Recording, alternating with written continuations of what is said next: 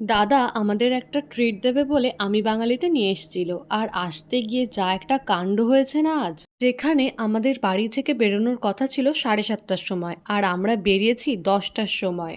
আমরা সবাই রেডি হয়ে যখন বেরোতে যাব তখন এমন বৃষ্টি চালু হলো যে থামার তো কোনো নামই নিচ্ছিল না। এরপর বৃষ্টিটা কমতেই আমরা চলে আসলাম আমি বাঙালিতে। এর আগেও আমি একবার এই রেস্টুরেন্টে এসেছি, আর এখানকার খাবার দাবার আমার ভীষণ ভালো লাগে। গৌতম নিয়েছিল একটা মাটন থালি, আর এখানে যারা যারা ছিল ম্যাক্সিমাম সবাই থালি অর্ডার করেছিল।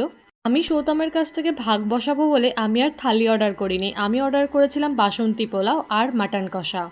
আর একটা স্পেশাল জিনিস অর্ডার করা হয়েছিল, সেটা হচ্ছে চিংড়ি মাছ দিয়ে কচু বাটা, আর সেটা খেতে যে কি দারুণ ছিল! প্রতিটা খাবারই ভীষণ ভালো ছিল। আর খাওয়া দাওয়া করে বেরোতে বেরোতে আমাদের রাত 12টা বেজে গেছে।